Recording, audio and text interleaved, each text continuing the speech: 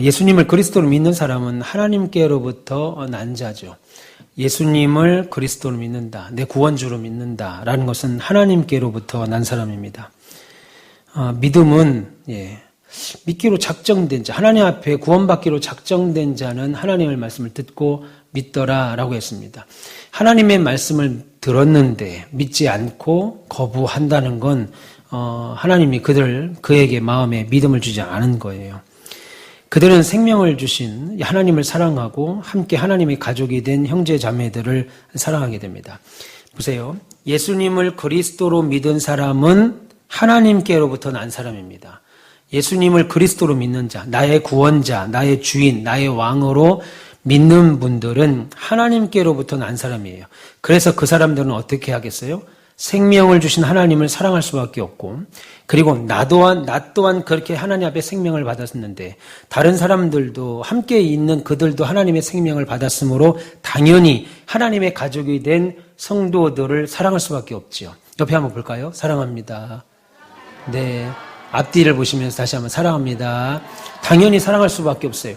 내가 하나님의 사랑을 받은 사람이라면 함께 가족된 형제 자매들도 사랑할 수밖에 없습니다. 그러니까 하나님을 사랑한다는 것은요, 감정적이고 추상적이지 않습니다. 하나님을 사랑해. 그런데 그거 이제 감정적이고 추상적이지 않아요. 제가 오전 예배 때 설교한 것처럼 나는 사실 낚시를 좋아해. 그런데 그가 평상시에 쓰는 돈을 보면 낚시가 아니라 책을 산다든지 옷을 산다든지 낚시와 전혀 무관하게 자신의 시간과 돈을 쓴다면 그 사람은 낚시를 사랑하는 건 아니겠지요. 낚시를 좋아하는 사람이 아닙니다. 낚시를 좋아하면 낚싯대를 사겠지요. 낚시하려고 회비도 내겠지요. 시간도 투자하겠지요. 그래야 그는 낚시를 사랑하는 사람입니다.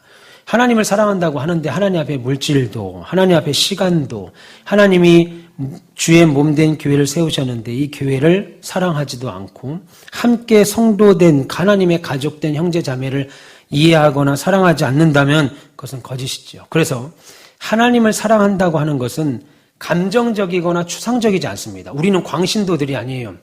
그리스도 예수를 믿는 사람들은 뭔가를 보고 만지고 막 그냥 방언하고 이 정도에 멈춰 있는 사람들이 아니에요.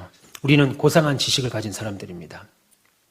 그리스도의 사랑을 입었으면 그 그리스도의 사랑을 베푸는 사람들. 세상은 뭐라고 그래요? 마음을 비우라고 그러잖아요. 아주 유명한 스님이 정말 미운 사람이 있는데 어떡합니까? 라고 물으니까 마음을 비우라고 그래요. 근데 그거 비워집니까? 안 비워져요. 시간 지나면 다시 또 막 화가 몰아쳐오죠. 그래서 성경은 뭐라고 그래요?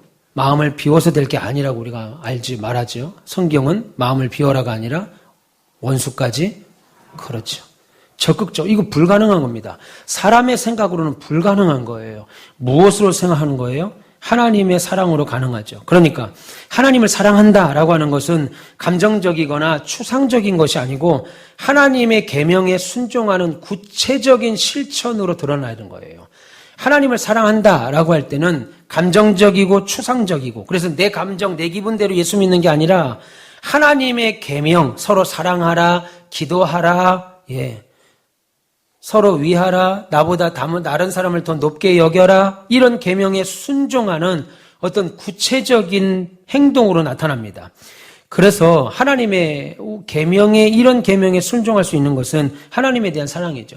내가 하나님을 사랑하기에 저도 내가 개인적으로는 안 좋아할 수 있습니다. 그런데 그도 하나님의 사랑을 받은 자라고 믿기에 그에 대한 사랑을 실천하죠. 그러다 보면 진짜 사랑한 마음이 생겨요. 그것은 나에 대한 하나님의 사랑을 깨닫는 데부터 자연스럽게 하나님을 사랑하고 하나님의 또 다른 사랑을 받는 성도들을 사랑하고, 다시 말해서 하나님의 말씀대로 살고 싶은 욕망이 생긴다고요.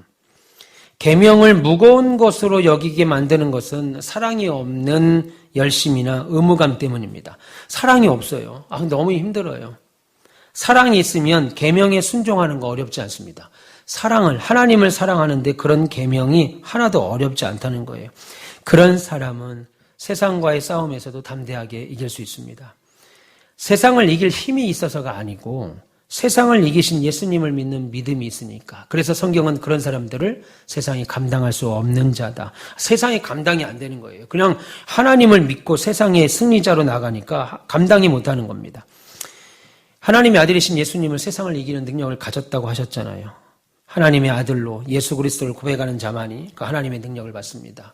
오늘 총회를 합니다. 하나님께서 우리에게 은혜 주셔서 이 일을 감당하죠.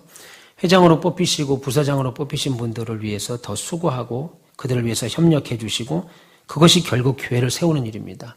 직분을 받은 이유는 직분은 교회를 세우기 위함이에요. 그래서 제가 지난주에 설교의 말씀을 가르쳤던 말씀처럼 뭐라고 그럽니까? 명예 교수도 있을 수 있어요. 명예 박사도 있을 수 있습니다. 그러나 명예 집사, 명예 권사는 있을 수가 없어요. 직분은 섬기라고 있는 거죠. 성실하게. 오늘도 우리 집사님들이 다 모여서 치우시고 정리하시고 과일 치우시고 이거 다 과일 어디다 두셨어요? 당신들 차에다 실은 거 아니죠? 나갈 때 보면 다 확인하실 겁니다. 신장로님 확인하시죠. 끝나고 가서 차들 다 귤 하나라도 발견되는 즉시 바나나 하나라도 보이는 즉시 예. 아니 농담입니다. 예. 서로 사랑하는 마음이 생기죠. 그러니 당연히 주의 몸된 교회를 사랑하고 함께 구원받은 하나님의 자녀된 다른 성도들을 사랑하죠. 2025년 힘있게 잘 달려오셨습니다. 이제 새로운 해 2026년을 준비하면서 그런 믿음의 은혜 역사가 있으면 좋겠습니다. 그래서 늘 돌아보셔야 돼요. 나는 하나님을 사랑하는가? 따라해 봅시다. 나는 하나님을 사랑하는가? 네. 네. 저보고 얘기하지 말고 그냥 눈 감아보세요. 나만 쳐다보고 얘기하는 것 같은데 저한테 하는 얘기 하셔서 눈 감아보시고 나는 하나님을 사랑하는가? 예. 나는 하나님을 사랑하는가 생각해 보세요. 한 번 더 해봅시다. 시작. 나는 하나님을 사랑하는가?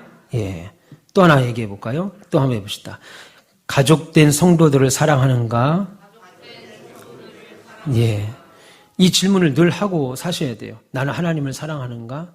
그리고 가족된 성도들을 사랑하는가? 거기에 하나 더 하면 그러면 나는 세상과 싸울 담대함이 준비되어 있는가? 세상과 싸울 담대한 의지가 준비되어 있는가? 이것이 우리에게 있어야 됩니다. 그러면 신앙생활을 하다 보면 교회를 하다 보면 어려운 일도 있죠. 괴로운 일도 있습니다. 사람 때문에, 재정 때문에, 또 상황 때문에 어려울 때가 있습니다. 그런데 우리가 뭉치면요. 못할 일이 없습니다. 못 이루어낼 일이 없어요. 근데 마음이 나뉘어지는 순간, 예, 나뉘어지는 순간. 제가 그 조정인가요? 조정, 이렇게 쭉 일자로 된 배인데 사람들이 쭉 앉아서 그 도로 막 하는 배 있잖아요. 근데 거기에 맨 앞자리에 좀 키가 작으신 분이 맨 앞에 서서 이제 소리를 지르면서 방향을 막 정해줘요. 그러면 거기에 맞춰서 소리로 이 노를 막 짓는 겁니다. 그런데 으쌰 하니까 그 배가 얼마나 빨리 나가는지. 근데 샤으 하는 사람도 있죠. 한 사람 꼭 으쌰 할 때 가야 되는데 샤으 할 때 그러면 어떻게 되겠어요? 배가 돌아요. 여러분 수영하시죠? 수영할 때 들어갈 때 나올 때 파 해야 되는데 들어갈 때 파 거꾸로 하면 어떻게 되겠어요? 물에 빠지겠죠. 함께 마음을 모았으면 이런 개그를 좋아하시는구나. 물에 빠졌으면 그래 마음을 모으면 얼마든지 해나갈 수 있습니다. 우리가 소망의 1남전도회, 2남전도회, 1, 2, 3, 4 여전도회가 있습니다. 그리고 대학 청년부가 있습니다. 하나님의 은혜로 내년에는 또다시 계속 확장 부흥되리라고 믿습니다. 하나님의 은혜가 여러분들에게 함께 하시고 하나님의 사랑이 여러분들에게 또 하나님의 능력이 여러분들에게 임하셔서 내년에는 더 힘있게 주의를 감당하는 우리가 됐으면 좋겠습니다.